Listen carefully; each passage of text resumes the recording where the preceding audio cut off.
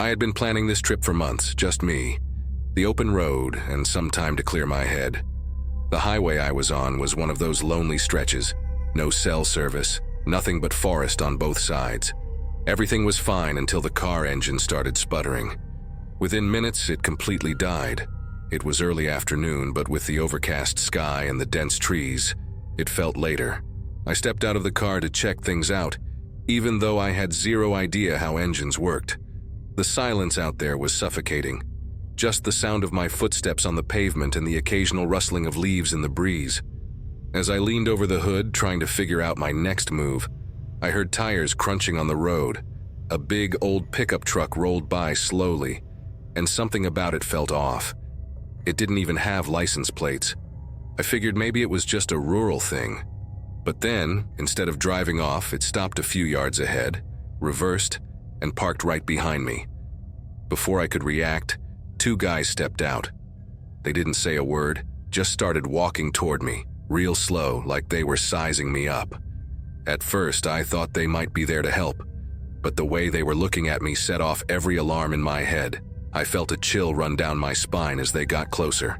They weren't in a hurry, and the way they moved, glancing at each other like they were exchanging some unspoken plan, made my stomach drop. When they got close enough for me to see their faces, I instantly regretted staying by the car. They didn't look like they wanted to help. No friendly, need a hand, or anything like that, just cold stares. One of them had this hard, angry look, and the other, I don't know, he just seemed off, like he was enjoying the situation. My gut screamed at me to get out of there, but I didn't want to seem scared. I stepped back a little, pretending to still be checking under the hood. When the taller guy took another step toward me, I reached down and grabbed the tire iron lying on the ground near the car. I didn't have a plan, but holding it made me feel a tiny bit safer. They stopped when they saw me pick it up, like they understood I wasn't going to go down without a fight. Then the taller guy smirked. Not the kind of smirk that puts you at ease, but the kind that makes your skin crawl. He turned to the other guy and nodded, like they had silently agreed on something. My heart was pounding out of my chest. I realized in that moment that I couldn't stay there a second longer. Without thinking twice, I dropped the tire iron and bolted toward the forest. My heart was pounding so hard it felt like it might burst. Every branch I snapped underfoot sounded deafening in the eerie silence. I didn't dare look back. I just ran as fast as I could, trying to put as much distance between me and them as possible. After what felt like forever, I crouched behind a thick bush, struggling to catch my breath. That's when I heard footsteps. They were slow and deliberate, like someone was carefully scanning the area. My chest tightened. I wasn't imagining it. They were looking for me. The forest was thick and damp and the air felt heavy, making it hard to think straight. I pulled out my phone, hoping for a miracle. But of course, there was no signal. I held onto it like it was a lifeline anyway. Then I heard one of them call out to the other. It was barely above a whisper, and I couldn't make out what he said, but it sent a chill down my spine. I stayed completely still, every muscle in my body locked up, trying not to make a sound. I didn't know if running again would make things worse or if staying put was the smarter move. Time felt like it was crawling. After what felt like hours, their footsteps started to fade, but I didn't relax. I waited until I couldn't hear anything before I decided to move. I stayed crouched, inching my way through the forest, trying to avoid stepping on anything that might give me away. The ground was covered in dry leaves, and every crunch felt like a gunshot in the quiet. I just kept telling myself to make it back to the road. That was my only chance. My hands were shaking so badly that I almost tripped a couple of times, but I couldn't stop moving. Eventually, I saw a break in the trees up ahead, and relief hit me like a wave. The road. But when I got closer, my stomach dropped again. The truck was still parked there, and the guys were nowhere to be seen. I ducked behind a tree near the edge of the forest, trying to figure out what to do. Then I heard it again. Footsteps. One of them was walking back to the truck, while the other stayed near the forest line, scanning the area. He was looking in my direction, and my heart nearly stopped. I slowly backed away, deeper into the woods, every step feeling like a gamble with my life. I kept moving deeper into the forest, trying to put as much distance as I could between me and them. The air felt heavier the farther I went, and the trees seemed to close in around me. My legs were burning, and my lungs felt like they were on fire, but I couldn't stop. Every sound felt amplified. The crunch of leaves, the snap of a twig. At one point, I thought I heard a voice, faint but unmistakable, somewhere behind me. It was enough to send a new wave of panic through me. I tried to stay as quiet as possible, crouching low and keeping to the shadows. After what felt like an eternity, I saw another break in the trees ahead. This time, it wasn't the same road. It was a smaller, secondary road. I almost couldn't believe it. My feet carried me toward it before my brain could catch up. And when I finally reached the edge, I looked around frantically. In the distance, headlights were coming down the road. I stumbled out onto the pavement, waving my arms like a maniac. The car slowed down, a small sedan with a couple inside. They rolled down the window, clearly confused, but let me in after I blurted out what had happened in one breath. As we drove away, I kept looking out the back window, half expecting to see the truck appear again. And just as I was starting to calm down, it did. On the main road, not far from where I had been, I saw those same headlights. The truck passed by slowly, like they were still searching. My whole body went cold, but the sedan kept going, putting more and more distance between us. The couple offered to take me to the nearest gas station, and I didn't argue. I just needed to get away from there. To this day, I don't know what those men wanted, but I know it wasn't good. The thought of what could have happened still haunts me.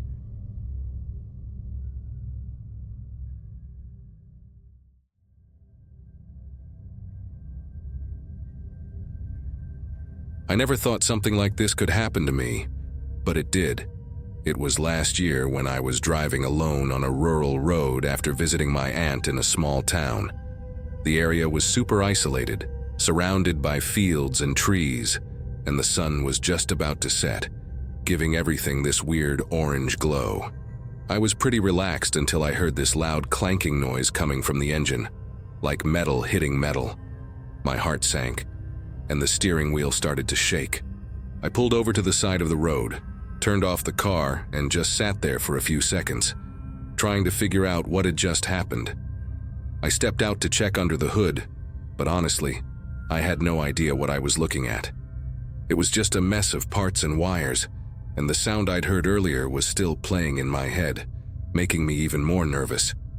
I got back into the car and called roadside assistance. They assured me someone was on the way, but warned me it might take a while because of how remote the area was. The road was so empty, it felt abandoned. The sun was almost completely gone by now, and the darkness started creeping in.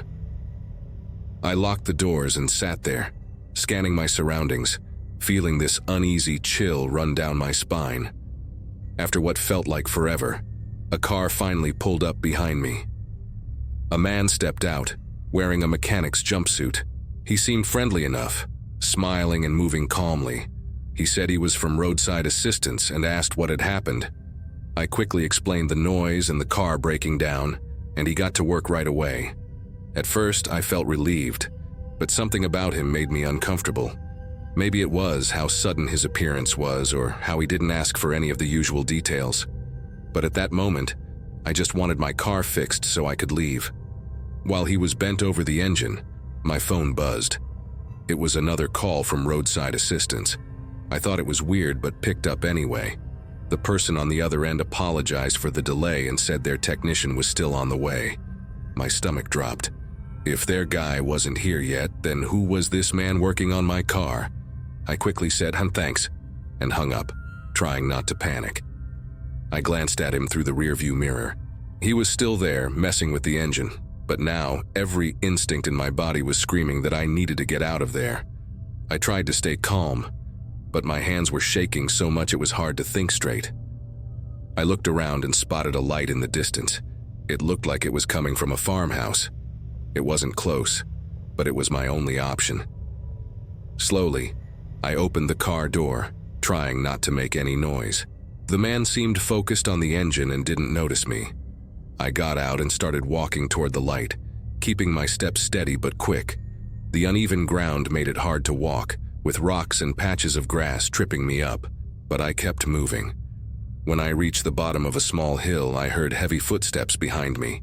They were deliberate and steady, and I instantly knew he was following me. My chest tightened, and my legs felt like they were made of lead, but I forced myself to keep going. I started running, my heart pounding so loudly I could hear it in my ears. The farmhouse seemed so far away, and the sound of his steps was getting closer. I finally reached the wooden gate at the front of the property, gripping it tightly to keep my balance. I stumbled toward the porch and started banging on the door, shouting for help. The house looked abandoned, with no lights on and the porch creaking under my weight. I kept banging on the door, my voice hoarse from yelling. When I glanced back, I saw him standing at the gate, just watching me. He didn't say anything or make a move toward me. He just stood there, staring. The silence between my screams and his presence was suffocating. My legs felt like they were about to give out, but I kept pounding on the door, hoping someone, anyone, would answer. Then I heard a sound from inside the house. It was faint, like footsteps or maybe a floorboard creaking, but it was enough to give me a shred of hope. "Please, someone help me," I yelled again, my voice cracking. When I looked back, he had started walking toward me, slow and deliberate. It felt like he was trying to draw out my fear. Desperately, I grabbed the door handle and turned it as hard as I could. To my relief, it clicked open, and I ran inside, slamming it shut and locking it behind me as fast as possible. Inside the house, it was pitch black and smelled like damp wood and mildew.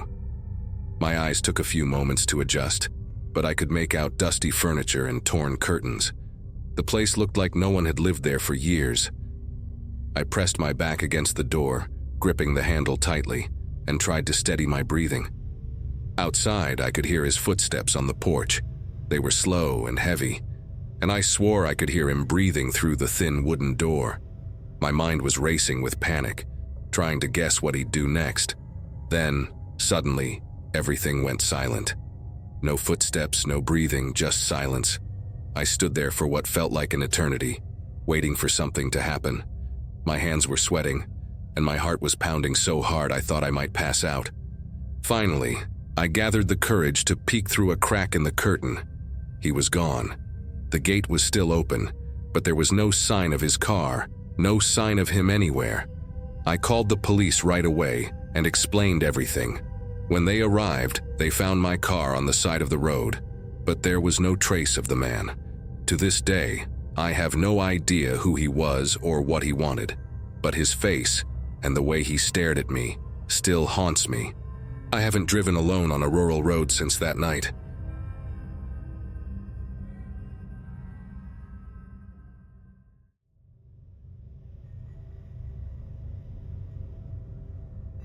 My wife and I decided to take a road trip over the holiday weekend, one of those last-minute ideas that seemed perfect at the time. We were heading to a rural area with beautiful views, far from the noise of the city. Everything was going great until we decided to take a shortcut on a back road to save some time. The road was dirt and surrounded by thick woods, and the GPS was acting up, but we went ahead anyway. We were chatting and in good spirits until the car started sputtering and suddenly died. We tried restarting it, but nothing worked. It was like the car just gave up in the middle of nowhere. I decided to walk a bit to try and get cell signal while my wife stayed in the car to watch our stuff. I didn't go far, but the woods were so dense that I quickly lost sight of the car. Every step made me more uneasy. The silence around me was weird, broken only by the occasional sound of branches rustling. The signal wasn't improving, and then I heard something, a low sound, almost like a whistle, coming from the direction of the car. At first, it seemed normal, maybe just the wind, but there was something about it that made me stop. I rushed back as fast as I could, already feeling like something was wrong. When I got back to the car, my stomach dropped. The passenger door was open, the headlights were still on, but my wife wasn't there. I called out for her several times, but there was no response. All I could hear was the faint sound of the engine cooling down and, every now and then, the wind moving through the trees. It felt like time had stopped. I searched the car, looked around, but it was like she had just vanished. The idea that something bad had happened started creeping in, and a rising panic made me shout her name over and over. That's when I heard a scream coming from the woods to our right. It was her, or at least it sounded like her. The sound was sharp, full of fear, something I had never heard before. Without thinking, I ran toward the sound, but the bushes and branches were so thick it felt impossible to move. The darkness made it worse, and every step felt heavier. I kept calling her name, but there was no answer. Just more screams now and then, each one farther away. Deep down, I knew I had to keep going, but I also couldn't shake the feeling that I wasn't alone out there. After a few minutes of running aimlessly, I realized I needed help. I went back to the car, grabbed my phone, and managed to get a weak enough signal to call the police. I tried to explain what was going on, but my words were all over the place from the panic. While waiting for them to arrive, I stood near the car, straining to hear anything that might point to where she was. That's when I saw something in the trees. It was a silhouette, tall and thin, but hunched in a weird way. At first, I thought it was her, but there was something off about the way it moved, like it was watching me. I froze for a few seconds, but when I took a step toward the woods, the figure slipped back into the shadows. Then, almost immediately, I heard another scream, farther away this time. It was her, I was sure of it. The helplessness I felt was crushing, but all I could do was wait for the police. When their flashlights finally lit up the area, I quickly explained what had happened, and we started searching for her together. All I could think about was what might be happening to her out there, terrified and alone. The search through the woods was fast, but every second felt like hours.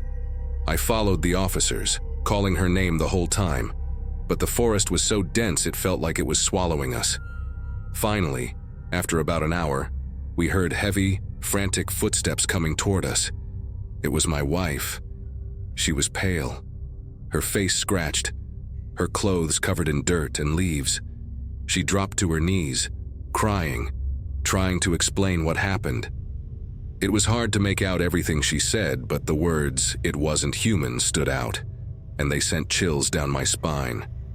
She told us that right after I left, she saw something walking down the road. At first, she thought it was a person, but as it got closer, she realized there was something wrong. She said it looked like a man, but its movements were clumsy, almost animal-like, and its face, she said it looked distorted, like a poorly made mask. When it got too close, she panicked and ran into the woods, terrified it was going to attack her. The fear in her voice was unlike anything I'd ever heard before. I couldn't make sense of it, but I could tell she wasn't exaggerating. After hearing her story, the police searched the area but didn't find anyone or any signs that someone else had been there. They suggested it could have been a local or a drifter, but nothing explained the details she described. Still, she kept insisting that whatever it wasn't human. As we headed back to the car, she kept glancing over her shoulder, like she expected that thing to reappear at any second. I tried to reassure her, but honestly, I felt the same. A heavy, eerie sense that we weren't really alone. That night, we barely slept. After the car was towed, we checked into a hotel in the nearest town, but the weight of what happened stayed with us. To this day, my wife refuses to talk about it and avoids driving on back roads completely. As for me, I can't get that silhouette out of my head. I don't know what I saw, but I'm certain it wasn't normal. Something about that night doesn't add up, and the worst part is we'll probably never know what really happened on that road.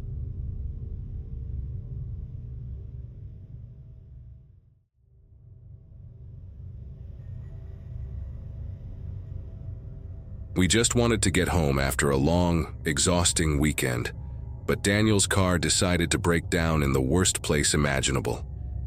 It was a deserted road with an old, run-down gas station on the other side. It was getting dark, and the last thing we wanted was to be stuck there. Daniel's phone still had some signal, so he called roadside assistance while we tried to figure out what to do. There wasn't much choice, and that creepy gas station seemed like our only option until help arrived. As we crossed the road and got closer, things started to feel off.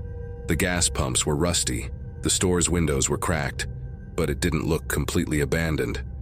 Inside, there was food sitting on the counter like someone had just been eating there. There was even a strong smell of fresh coffee lingering in the air. We exchanged nervous glances, but what could we do? It felt safer to wait inside than sit outside in the dark. While we tried to settle in, we started noticing more details. A flickering bulb in the corner of the ceiling, shelves stocked with canned food, bottles of water, and even some snack packs. It was weird because the place looked abandoned on the outside, but inside, it felt like someone was actively using it. Daniel guessed it might be a rest stop for truckers, but that didn't make sense. No trucks or cars had passed by since we got there. The idea that someone might live here started to feel unsettling. We decided to explore a bit more to get a better sense of the place, but it felt like a maze.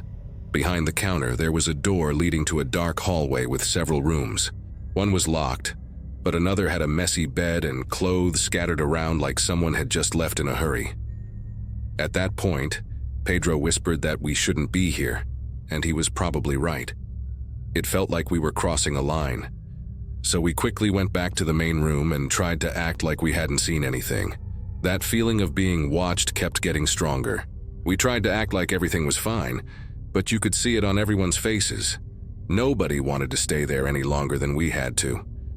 The plan was to wait for roadside assistance and then head back to the car as soon as possible. But when we went back to check on our stuff, the unease turned into full-blown fear. The car doors were unlocked, and it looked like someone had gone through everything. Pedro's backpack was open, his clothes tossed onto the ground, and the radio that had been on the front seat was gone. That's when it hit us. We weren't alone. The worst part was that it made no sense. We hadn't heard anything. No footsteps, no cars pulling up, nothing. We started looking around, trying to spot anyone nearby, but the road was empty, just that eerie silence all around. Daniel said we should head back to the gas station and lock the doors, but no one wanted to split up or go searching for keys. It felt like any wrong move could trigger something bad. So, we stayed close to the car, waiting for any sign of whoever had done this. The tension was unbearable. Every little sound felt like it was coming from just behind us, but no one could see anything. When Pedro pointed toward the bushes across the road, we caught a glimpse of something. A shadow darting through the trees, too quick to make out. Nobody said a word, but the panic was clear. We decided it was safer to go back into the station and try to barricade ourselves inside. Daniel tried to rationalize, saying maybe the person was just trying to scare us, but nobody was willing to take that chance. Every step back to the station felt like a lifetime. When we got back inside, everything had changed. The food that had been sitting on the counter was gone, leaving only an empty plate behind. The flickering light bulb seemed even dimmer, like it was about to go out entirely. We headed straight for the door leading to the dark hallway, but now it was locked. None of us remembered closing it earlier. Pedro started to panic, saying someone was messing with us, and honestly, I couldn't disagree. That creeping feeling of being watched was getting worse by the second. Daniel insisted on finding another spot to hide inside the gas station, but it was hard to focus. Every corner seemed worse than the last. That's when we heard footsteps outside. They weren't normal footsteps, they were slow and dragged out, like whoever it was wanted us to hear them. We all froze, trying not to make a sound, but my heart was pounding so hard I thought it would give us away. The sound got closer to the front entrance, and Pedro pointed to a small gap in the door. Through it, we could see dirty boots and a pair of worn-out jeans. Whoever it was, they just stood there, not coming in, like they knew we were inside. After what felt like forever, the footsteps started to move away. Nobody said a word, but we all knew it didn't mean we were safe. We decided to make a run for the car. No more waiting around. When we got there, the car was just as we'd left it after being messed with. But now the radio was back in its spot, like nothing had happened. It was almost like whoever it was wanted us to know they'd been there and could do whatever they wanted. To this day, I can't explain what happened, but I haven't been able to stop checking over my shoulder every time I'm near a roadside gas station.